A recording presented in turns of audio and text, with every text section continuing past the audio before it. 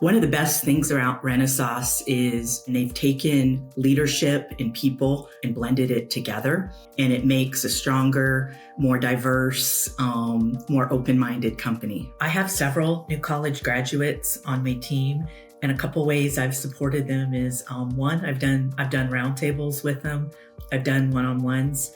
Just last week, I spent 2 full days in Boston with one of our new college graduates, and we did account calls together.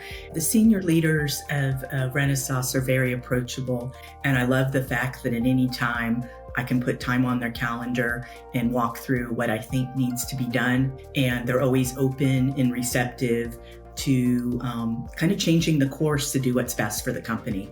The best thing I believe a senior leader can do is always ask when they come to you with a problem how they want to solve it.